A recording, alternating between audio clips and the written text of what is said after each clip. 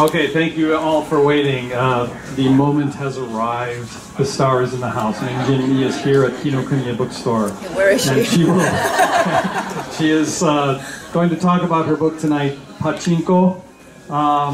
And she's also the author of Food For Millionaires, which has gobs and gobs of praise.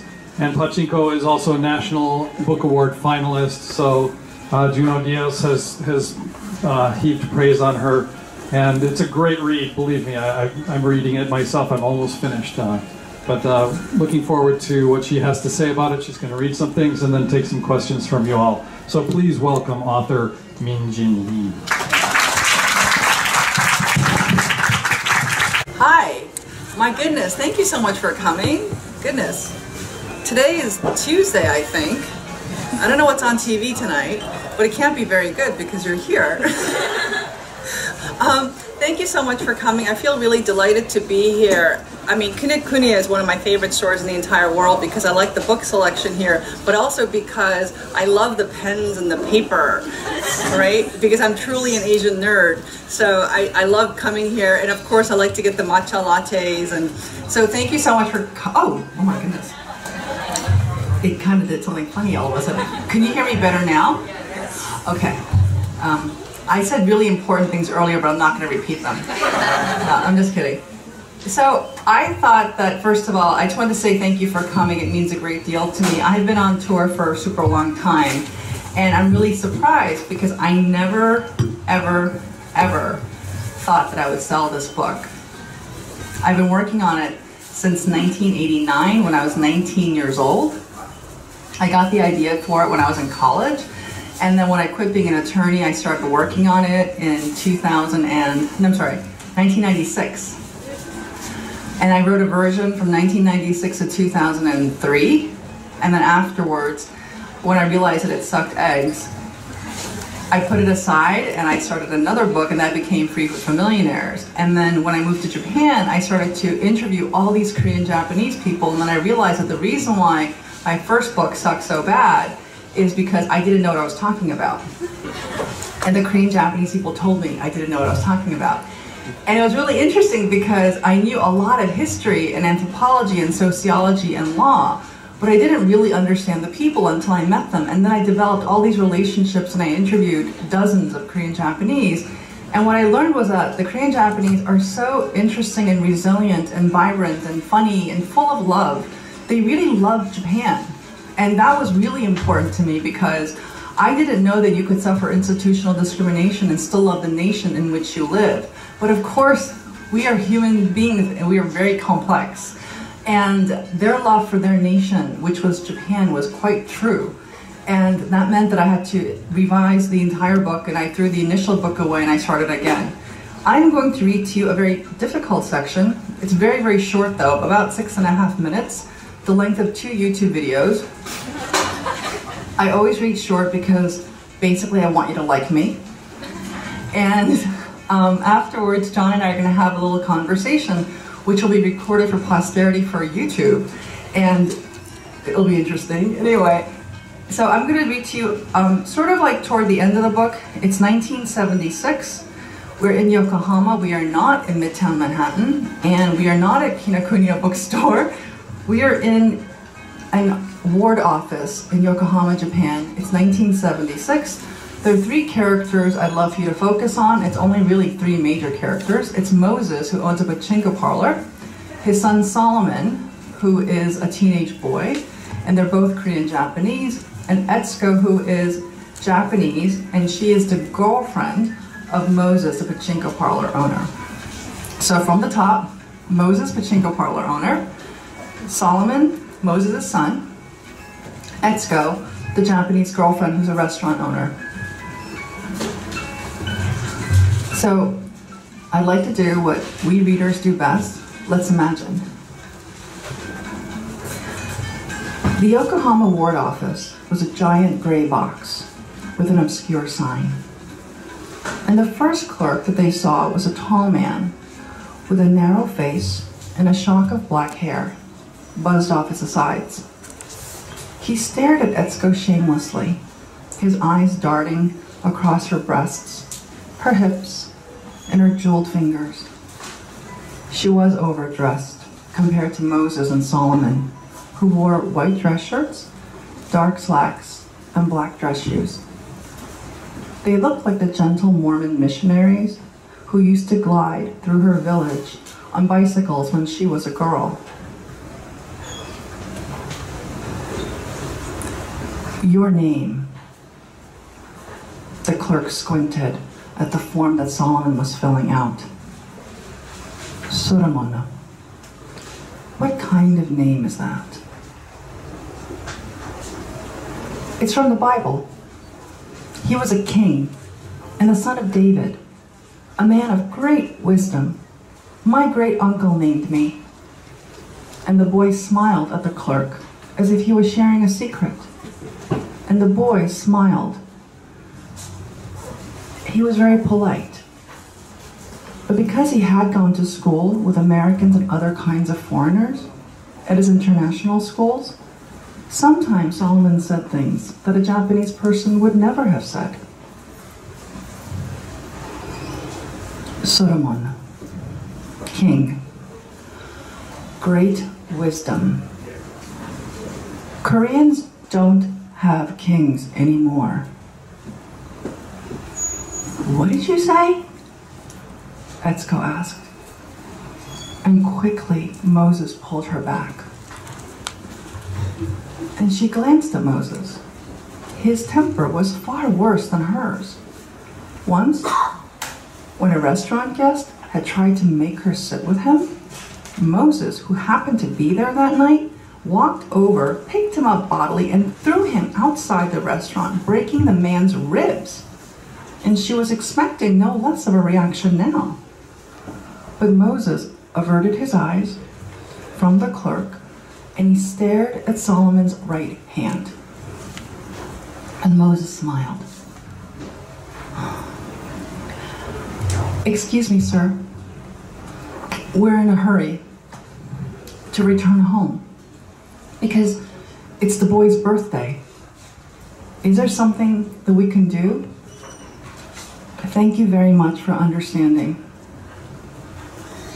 And confused, Solomon turned to Etsuko, and she flashed him a warning look. And the clerk pointed to the back of the room and told Moses and Etsuko to sit down. And Solomon remained standing opposite the clerk. And in the long rectangular room shaped like a train car, with bank teller windows running parallel along opposite walls, half a dozen people sat on benches reading their newspapers or manga. And Etsuko wondered if they're all Korean. And Moses sat down, and then he got up again, and he asked if she wanted a can of tea from the vending machine. And she nodded yes. She felt like slapping the clerk's face. In middle school, she had once slapped a gossipy girl, and it had been very satisfying. And when Moses returned with their tea, she thanked him. You must have known. You must have warned him, ne? I mean, you told him that today would not be so easy. And after the words came out of her mouth, they sounded harsh, and she felt sorry. No. I didn't say anything. And he opened and he closed his fist rhythmically. I came here with my mother and brother Noah for my first registration papers. And the clerk was normal, nice even. So I asked you to come. I thought maybe having a woman, a Japanese woman, by his side might help. He exhaled through his nostrils. It was stupid. It was stupid to wish for kindness.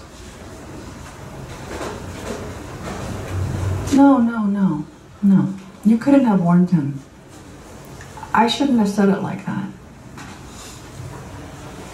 It's hopeless. I cannot change his fate. He is Korean, and he has to get those papers. He has to follow all the steps of the law perfectly. Once, at a ward's office, a clerk told me that I was a guest in his country. You and Solomon were born here. Yes. My brother Noah was born here too. And Moses covered his face with his hands. Anyway, the clerk wasn't wrong. And this is something Solomon must understand. We can be deported. We have no motherland. Life is full of things he cannot control, so he must adapt. My boy has to survive. And Solomon returned to them. Next, he had his photograph taken, and afterward, he had to go to another room to get fingerprinted, and then they could go home. And the last clerk was a very pretty woman with a long ponytail, and she took Solomon's left index finger and gently dipped it into the pot filled with thick black ink. And Solomon depressed his finger onto a white card, as if he was a child painting. And Moses looked away, and he sighed audibly. And the clerk told him to pick up the registration papers in the next room. Let's go get your dog tags, Moses said. Solomon faced his father. It is what we dogs must have. And the clerk looked furious suddenly. The fingerprints and the registration cards are vitally important for government records. There is no need to feel insulted by this. It is an immigration regulation required for foreign. And Etsuko stepped forward suddenly. But you don't make your children get fingerprinted on their birthday, do you? And the clerk's neck turned red. My son is dead. And Etsuko bit her lip. She didn't want to feel anything for this woman, but she knew what it was like to lose your children. It was like you were cursed. And nothing would ever restore the desolation of your life. Koreans do a lot of good things for this country, Etsuko said. They do the difficult jobs the Japanese don't want to do. They pay taxes, they obey laws, they raise good families, they create jobs. You Koreans always tell me this. And Solomon blurted out, she's not Korean. And Etsuko touched his arm, and the three of them walked out of the building. She wanted to crawl out of the gray box and see the light of outdoors again. She longed for the white mountains of Hokkaido, and though she had never done so in her childhood, she wanted to walk in the cold, snowy forests, beneath the flanks of the dark, leafless trees. In life, there was so much insult and injury, and she had no choice but to collect what was hers. But now, she wished to take Solomon's shame and add it to her pile, though she was already so overwhelmed. Thank you.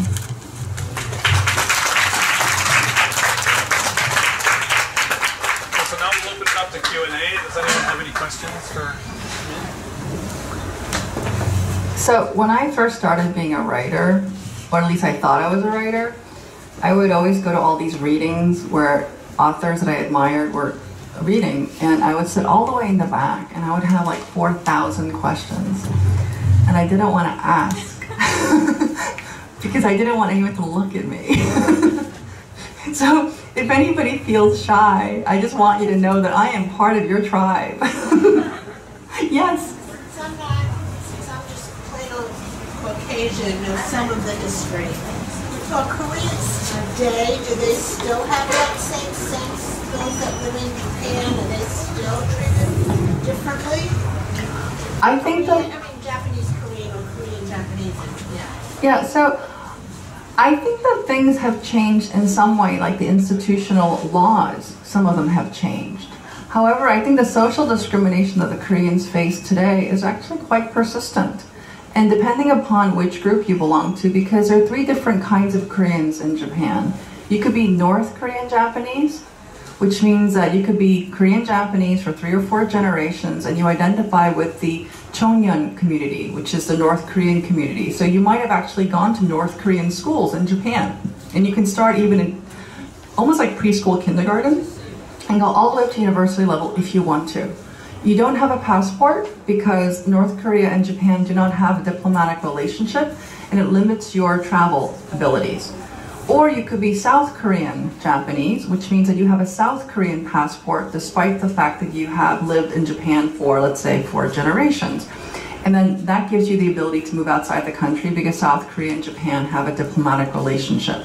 And usually if you have a South Korean passport and you're Korean Japanese, you tend to not go to the South Korean schools. There are very few of those. And you go to usually Japanese schools or international schools. Or you could be a Korean Japanese who has naturalized citizenship and becomes Japanese. Kind of like the way I'm a naturalized American citizen. Having said that, even though you may have the legal status of a Japanese citizen, there isn't a single person in Japan who would ever think that you're Japanese. So I don't think anybody here would say I'm not an American if I showed you my passport or my social security card and said I'm legally an American. No one would say, no, you're not. They would actually say they're all different kinds of Americans. In Japan, and I would even argue in South Korea and in many other countries, you are not necessarily that person just because you have the legal status. So you're not Japanese just because you have legalized status. And in that sense, there's persistent social discrimination that occurs because people can't get married or date, or sometimes whenever something strange happens and you happen to be Korean Japanese ethnically, and let's say you make a mistake, very often that stereotype that's in the social norm gets applied to you. And I saw that consistently, 2018 is still the same. Any question? Don't be shy. At the end of the book, when you were writing, did you know how the book would end? I mean, did you have a structure of it once you started rewriting it, redeveloping it, and all the characters and generations and people and how you were going to tie it? I think if I had known everything, it would have been done much faster. So this book took me such a long time. So I got this idea in college, and then I started again in 1996 and worked on it until 2003, and then started again a brand new version in 2007, and then I sold it in 2016. So every single iteration changed so dramatically. Like Sanja didn't come as a character until I was in Japan. This book was originally supposed to be about Solomon. So if anybody knows this book, Solomon's like this much part of the book now. And what happened was when I went to Japan, I interviewed all these different Solomon types of people, like Korean Japanese guys who worked at General Electric, or in the credit division, or Goldman Sachs, or Morgan Stanley. So I would meet all these people who had gone to like Colombia, who were ethnically Korean, they had Pachinko families. And then I thought, they're really nice, but they're kind of boring. Like, I can't write a novel about them. So that was really kind of helpful to go, okay, I'm going to have to rethink this. And invariably, when I did all my interviews, they would often talk about the first generation of Korean Japanese mothers and fathers who had done these incredibly crazy things to survive, like, pick garbage, raise pigs in their house, have moonshine, and, like make candy out of, this much sugar and this much water, and invent new categories of confection. And I was like, oh, okay, I better like really rethink this book. So, and that's the reason why I had to scrap the first one and write another one. I thought the ending was great. Oh, thank you very much. You wonder how this great novel is going to end. And and it just worked for me. Thank you. Thank you very much. Oh, there's a young lady with the. First of all, thank you so much for this book. It was enlightening and eye-opening. I'm Korean American. Oh, hey, what's your name? Colleen. Colleen, sister. Okay. And I knew so little about the Korean Japanese. Well, there's no reason why you would know it because I didn't know it. It's not taught anywhere. Yeah. It's not taught anywhere. People are always saying, I don't know. And I'm going, well, how would you know? You'd have to really look for it. Yeah, and I think that's why this book is so important in that way. Kind of opened up this whole world. Oh, thank you. And it's funny because, I've traveled to Japan, I have friends in Japan, and you would think that this would come up somehow or something, but it never has. Well, I think it makes everybody really uncomfortable. Yeah, sure. My husband is half Japanese, my son is a quarter Japanese, and I have family in Japan who are Japanese. And I think that the topic makes everybody really nervous and uncomfortable. And I think that things will never change socially unless we start talking about how uncomfortable we are. But my question to you is, I found that death was so heartbreaking. And I imagine that as a writer, especially since you've been sharing this book with me over so many years, you're super attached to your characters. Did you have like an emotional, what was kind of the process in kind of going through that story and then deciding that, his life ends this way and that kind of very cinematic. What were your emotions? Well, so Colleen has raised a point, and I don't want to repeat her statement because it might be a spoiler for those of you who might not have read the book. No, it's okay. But what I will say is that Colleen's point is really valid, is that some of the characters die in this book. And did I have an emotional attachment to their deaths? And also, how was it when I was writing the book? And I think that's a really valid point. One of the things that I do talk about a little bit at the end of the paperback, if you look at the Q&A, is I read a wonderful essay by Elaine Showalter, where she's a literary scholar, and she was writing about Lily Bart in the book House of Mirth. I don't know if you guys have read the House of Mirth, and I'm just going to spoil House of Mirth for you right now, because that's not the book we're talking about today. Pretend this is a literature class. So anyway, so what Showalter says about Lily Bart's death is that it showed the progression of Edith Wharton's development as an artist. And the reason why the lady, or the lady pretender, Lily, has to die, and the reason why the working class girl lives, is because Wharton was trying to say that this phase of her life had ended, of pretending to be a lady, and that she was going to become a working person. One of the things that I'm going to suggest is that one of my characters, who I absolutely love, dies. I was trying to say that when you are trying to pretend to be something that you're not, you are living a kind of death anyway. So a literal death becomes inevitable. And I did think that that character who dies is very cruel to his family, because he had a kind of binary thinking of purity, which was no different than the people who discriminated against him. And consequently, when he does die, it makes sense to me that he would have planned for that eventuality, because he could not face a world in which he himself was going to contaminate someone else. So for him, it was a ritual purity to die, which is, of course, culturally specific. Yes. There was a gentleman, right? Yes, with a beard. My question is a little bit similar. I have read in your acknowledgement that you were inspired by a story of a Korean boy jumping off the roof, hopefully to his death. And without giving away too much, that kind of is recurring within the book, this topic of suicide. And unfortunately, as suicide culture in Japan has come to the spotlight before Paul's stupid video in the suicide forest.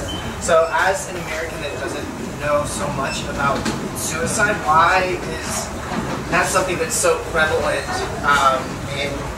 in the book, and it seems to be in Japan, Korean culture? Not so prevalent, but it just seems like... No, it's a big problem. It's absolutely a big problem. So South Korea is an OECD country for over 2 decades. So an OECD country's Organization for Economic Cooperation and Development. It's a high status organization which indicates that you're an advanced economy. And in South Korea, to have gone into the OECD over 2 decades ago was an incredible feat. However, of of all those countries, South Korea has been the #1 country for suicide rate for the past 13 years in a row.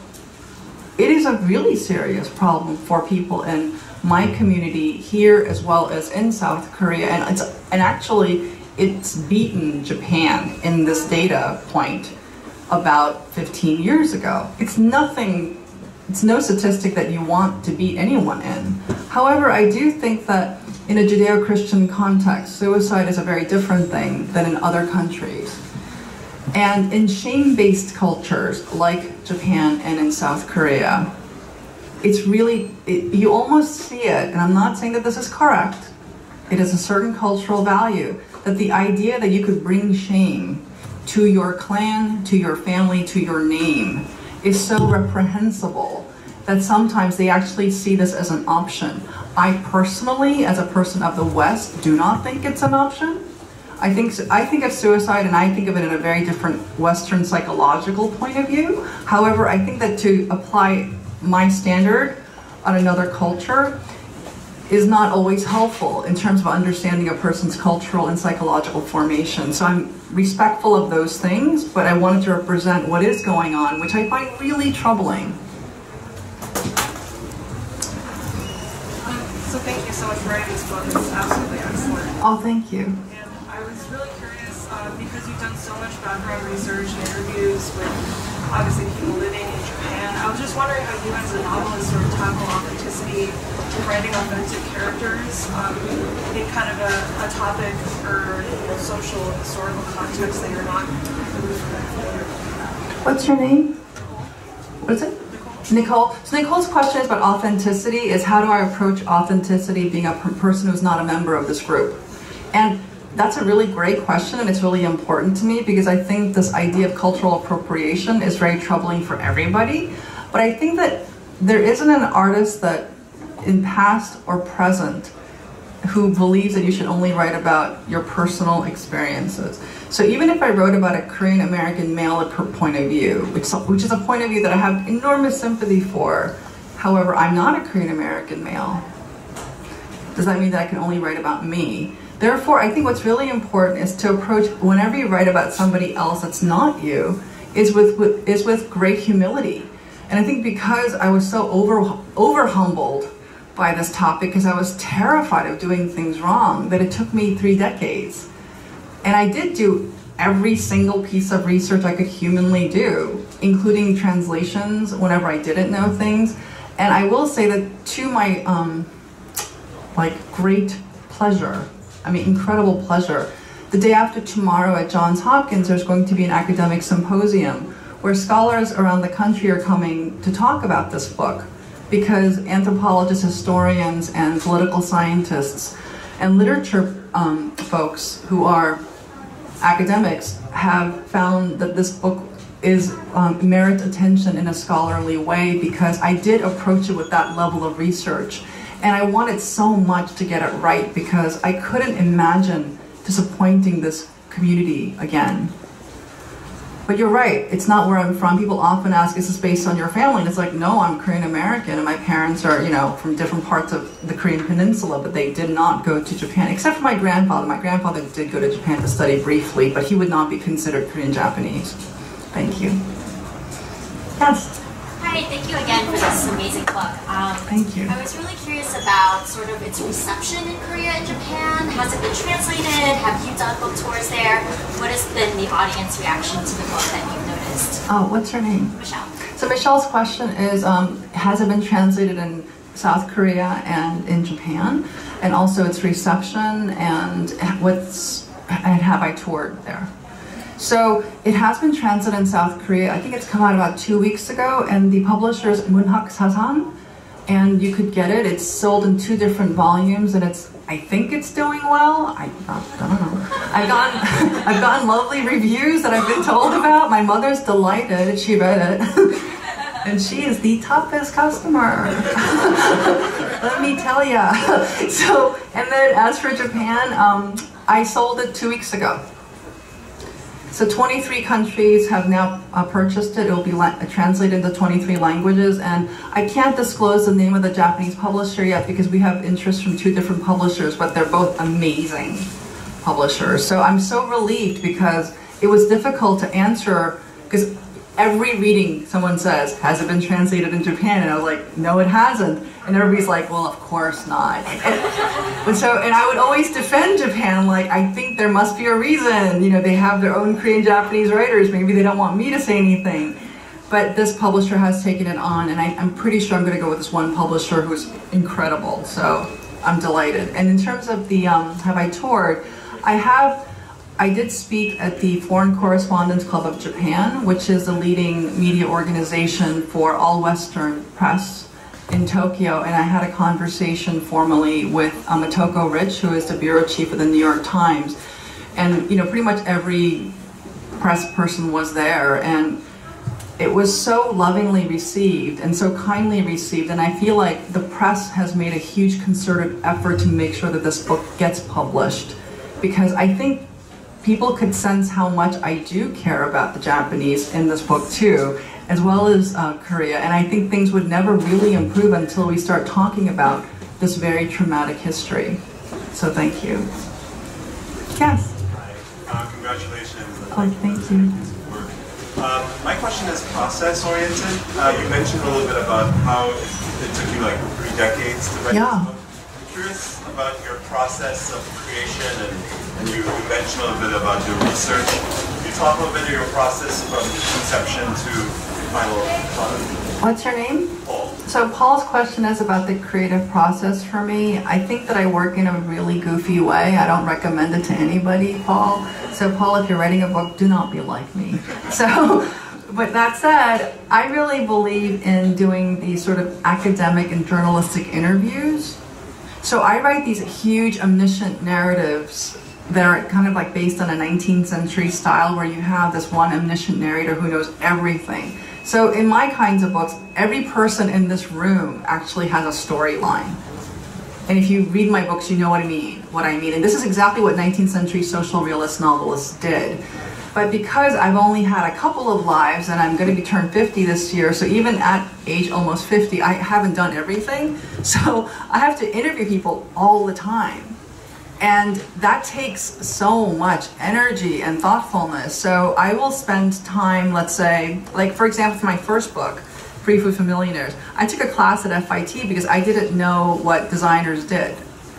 Like I took a class in millinery and looked like an idiot because there were all these young Korean Americans who were studying millinery, and they were so good at using the sewing machine because ever since they were like 3, they were using it. And then I was just fumbling and I couldn't even thread the machine, the needle. And I remember all these girls would just like circle around me and go, they would say "Unni," which means like older sister. You went to Yale, right? And I'd be like, shut up and thread the needle. So anyway, those are my fun moments. But I also spend time like tracking people. So when I was writing about Wall Street, my first book, I would spend a lot of time with people who were working in Wall Street, kind of shadow them throughout their day. And then when I was writing Pachinko, I did an enormous amount of field work. Like I spent a lot of time in open markets pretending almost like to try to sell things, which was absolutely terrifying. Just terrifying. I can't believe peddlers, what they do, especially if you're a young woman and you don't speak the language. Like you can't go to the bathroom, like if you're taking care of children at a certain point, what they would do is, so during the era that my character is selling food in an open market, because that's how she makes money for her family, the children used to be tied up with a rope around their waist. So they could wander off just a little bit, but not too far. Like that was babysitting. Like the rope was a babysitter. So that level of research is what I like to do. And also I really love academic texts, so I read a lot of sociology, history, economics, law, like all that stuff is kind of really interesting to me. So I do a lot of that, I do a lot of interviews, and then I draft, and then I throw whole drafts away. So. Hi, I'm Sean. So hey, Sean. I didn't read your book. Okay. Well, because there's a quiz though. Oh. John, did you bring the quiz? I'm going to shoot off of it. My question is, as a follow-up to the creative process, in saying that you do a lot of interviews, how are you able to translate emotion that you capture from these stories that you hear into your own platform, such that readers will be able to get that emotion as well? Actually, Aristotle figured this out a long time ago. So if you read Aristotle's Poetics, and it's really a short book, he's actually writing about plays and how people write plays, tragedies and comedies. And in order for the viewer, or the reader, to achieve catharsis, you have to have recognition and reversal. So I may have an interview with you, Sean, and you and I would, let's say, spend 4 or 5 hours together. I figure out who you're, where you went to kindergarten and how you hold your hands together when you talk and how you nod and when you smile, your ears kind of like move a little bit. I know. So part of my job is to notice that, and at the same time, after 4 hours, I get a good sense of, Sean really cares about justice, he cares about accuracy, Sean wants to do the right thing when he has an encounter with a moral dilemma. Like, let's say this is what I get from our 4 hours together. I don't know if I'm right. Sounds good to me. Okay. And then afterwards, I have to figure out how you, and your name is? Sarah. Because I was teasing you and saying there was a quiz, and you said I'll cheat off of her. Remember? I don't know if you guys heard that. I heard that. But right now we already have a scene. You were joking, obviously, but we have a scene in which I have a dramatic thing. So what would cause Sean to care enough to cheat on a non-essential quiz? But maybe you wanted to impress Sarah. Does that make sense? Yeah. Then all of a sudden, what I have done is created a drama. We have conflict, we have desire. And now my job is to figure out how to take that drama and that scene and to create a recognition in either Sean or in Sarah, or ideally both. And then have a reversal of characterization, and then perhaps the viewer or the reader may feel something that I want them to feel, that should feel authentic based on the scene. So that's what I try to do. Sorry, can I have a follow-up? In your writing then, when you write, do you have the mind of the reader in mind when you're writing, to make sure that what you're writing, the emotion gets across, or is your process more, you're gonna write it out and see how it goes, and then hopefully, Yeah. So Sean's question is a really important question, and it's the same question that I got recently when I visited a very amazing MFA program this past week in Michigan. So it's about, like, do I consider the reader when I think, or do I consider my characters or me? Yeah. And it depends on the draft. So by the time this book gets to you, it has been rewritten maybe 20 times in whole. A lot of hands have touched this before you got it, but even before any of the other hands touched it, I was constantly revising it. So my advice to people who are writers and you're working on a project is that for the first couple of drafts, give yourself an enormous amount of room just to write whatever you want. If you can actually just sit there and write something, good. And then after a couple of drafts and after it's finished, then you can be much more cold and look at it with the eye of an editor. But you can't look at it with the eye of an editor when you first start drafting, because then you won't write anything. And this is the reason why a lot of people get blocked, because they feel like, oh, it has to be perfect. The reader has to feel this, and I heard some silly writer talk about Aristotle, and I gotta do this. Don't do that. The first couple of drafts, just like go for broke and enjoy yourself and play, because there's really no compensation in this career, not in a real way on a daily basis that matters enough for you to stop watching TV or not play with your children, or, go enjoy the sunset. I mean, there's a lot of things you could do besides writing. So if you are crazy and you want to be a writer, the first couple of drafts, I want you to have a glorious time. And then after you look at the manuscript and say, oh, this is not working, that part really doesn't come until it's all done. At least I think so. Some people actually edit as they're drafting. I don't know how you work that way, because that would be very inhibiting for me. But if that works for you, that's okay. Yes? So I feel like literature from Korea has been relatively underrepresented in English translation. So I was just kind of wondering if there was Korean literature that you looked to for inspiration, or if you mostly focused on maybe American literature, and I guess what do you look for in your crafting of your story, I guess? So my wheelhouse is Western 19th century literature, so I am interested in reading and working on books that pretty much, my form that I most admire is a social realist novel of the 19th century and at the turn of the century in the United States. So the people that I really like are people like Sinclair Lewis, Edith Wharton, who are Americans. In Russia, Turgenev, Dostoevsky, Tolstoy. In France, Balzac and Flaubert.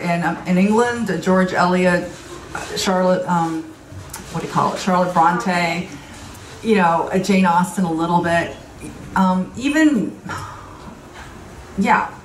So that's sort of like what I'm really interested in terms of Western literature. That said, in terms of Korean literature, I'm actually quite well versed in Korean literature in translation. The reason why I was 5 minutes late today is because I just filed a 3,600 word review for the New York Review of Books for Han Gong's translated book Human Acts, which I just finished. Like, I know that book inside and out now. So if you have any questions, I'm happy to handle those. And I'm looking at a lot of literature that's coming out, but it's really important to know that every country has a different sensibility of the novel. So it's not really fair in some ways to take a Han Gong book and compare it to a 19th century novel or even like a 21st century American book. She's almost a bit more French of the 20th century variety more than any other that I can think of. And she's terrific. However, she's a certain acquired taste. So the Korean books that I tend to like are the older ones, like The Land, or memoirs, like, let's say, for example, like by Park Bun-so. I just finished reviewing a terrific book that came out a long time ago by Yi Mun-yul called Appointment with My Brother. It's a really, really short book. It just came out by Columbia University Press. So it's out there, it just doesn't get a lot of play. But again, having said that, I mean, in bookstores like this really support translated literature, so I really encourage you to read widely if you like it.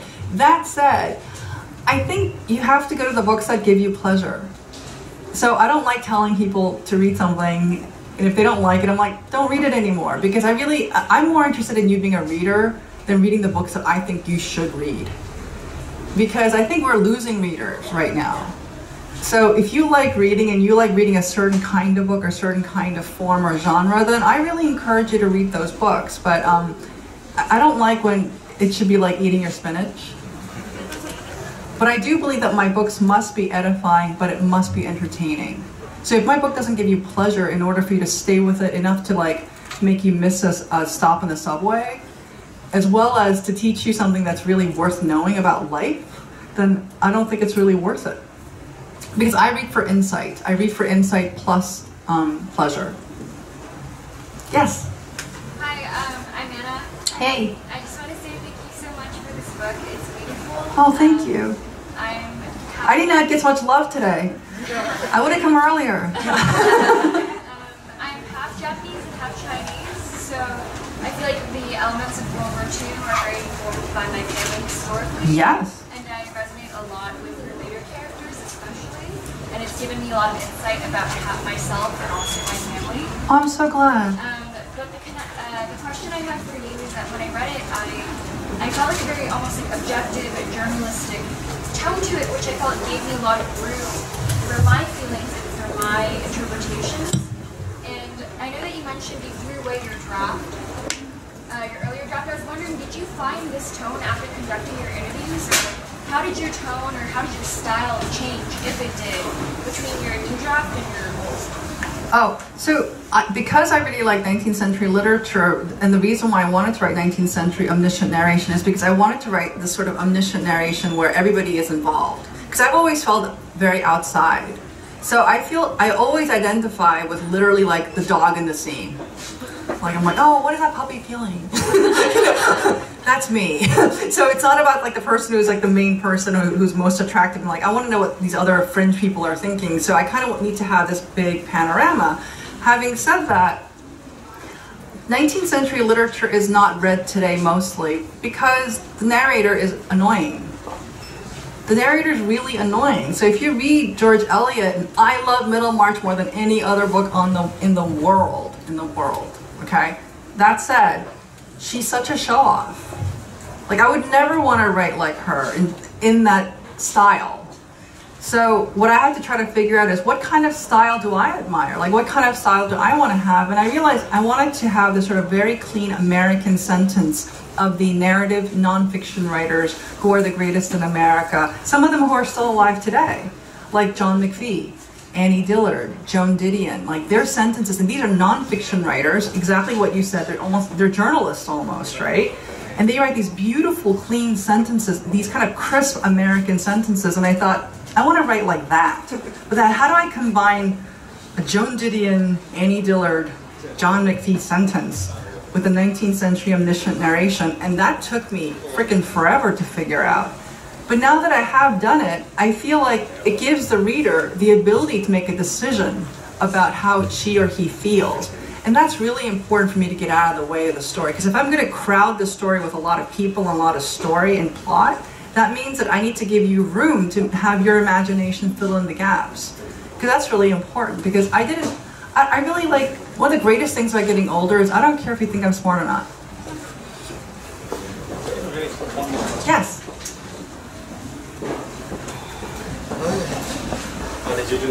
Want to stand up? Hi, Hey. I just want to say thank you for your book.